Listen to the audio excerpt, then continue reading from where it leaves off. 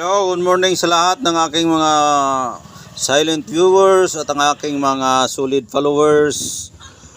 Ay meron tayong nakikitang bagong buwa sa niyog na nagiging bato. Ayan po ang buwa ng niyog na nagiging bato. Nakita ko ito sa loob mismo ng niyog na aking pagbiyak. Ayan. Maraming bisis ako nakakuha ng buwa ng nyog. Ayan, buwa ng nyog yan, oh. Nagiging bato. Ayan. Kung gusto nyong ganyan na kalaki na buwa ng nyog, ayan, i-PM nyo lang ako para mapasayo itong buwa ng nyog na nagiging bato. Ayan. At meron din tayong bagong nakita na kamanting. Ito, oh, kamanting kahoy. Kamuting kahoy. Ayan, kamanting sa amin yan. Ang pagkakuha ko nito ay kinuha ko yung laman, hinila ko yung puno ng kamanting o kamuting kahoy. Paghila ko ang kanyang laman, pagbalat ko sa laman ay bato po ang laman. Kaya napakaganda ito gamitin sa pampaswerte at may halo din itong proteksyon dahil nagiging bato na siya. Ayan. Ang paggamit nito, balutin mo lang ito ng pulang tela at ihabak mo kung ano ang iyong trabaho o ano ang iyong ginagawa, ay palaging sumusunod ang espiritu ng kamuting kahoy. Ayan.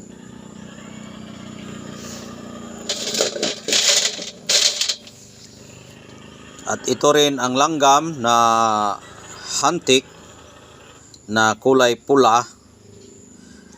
Dito ko lang kasi ito nilagay sa palanggana, nilagyan ko ng tubig para palagi silang nakasipsip ng tubig na presko para bumuhay ulit ang kanyang pagkamutya.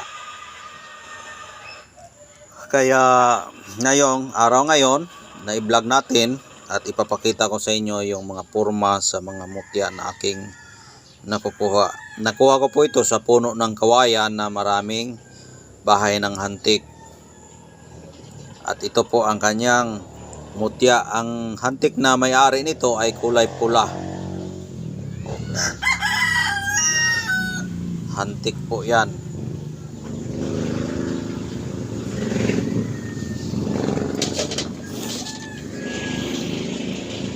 Ito rin po ay langgam din ito na ang kulay sa langgam ay pula pero hindi siya hantik, maliit na langgam.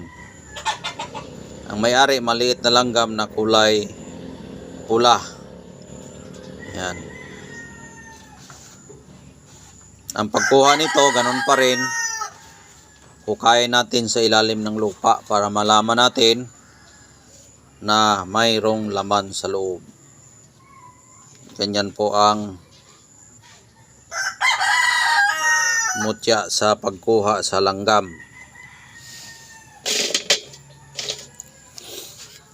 At ito rin po ay isang mutya ng langgam na ang porma niya ay para siyang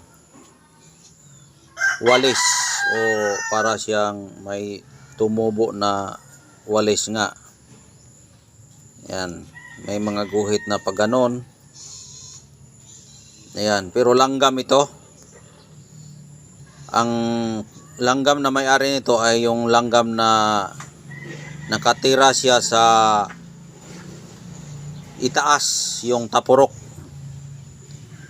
Nakuha ko ito doon sa tapurok din sa itaas na kanyang pinamahayan. Ayan po. Langgam na kulay itim na tapurok kung tawagin, na nakatira siya, nakabahay doon sa itaas ng punong kahoy.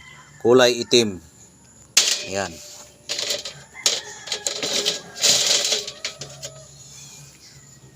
At ito rin ay kulay itim din, pero ito ay nakatira sa ilalim ng lupa. Langgam din ito. Yan. Langgam din po yan. Kulay itim pero nakatira siya sa ilalim ng lupa. Ang pagkuha niyan, sa ilalim pa rin ng lupa. Yung sinabi ko noon ay ganun rin ang pagkuha. Maghubad para kung kagatin ka ay masasaktan ka talaga, pero huwag mong patayin para ibigay ang mutya. Ganon yun ang pagkuha.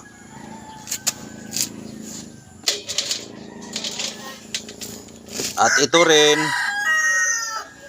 isang mutya ng bihod ng isda na ang may-ari nito ay yung pantat o ito. Kung sa bukid, sa tabang na isda, pantat. Pero kung sa sa dagat, ito. Pero ito ay tunay na pantat. Yan, pantat o Taiwan, sa ibang salita, Taiwan o pantat. Yan po ay natuklasan natin sa loob ng katawan ng pantat na isda. Kaya yan, may bato sa loob. At yung bato niya ay bihod ang porma. Yan, bihod sa pantat. Ang gamit niyan ay pampaswerte po yan, at may halo din po yang proteksyon. Yan.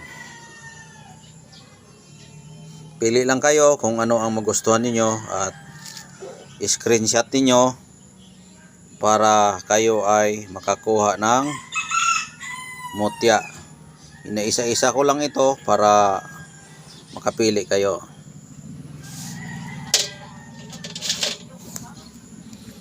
Ito rin ay isang mutya ng tubo.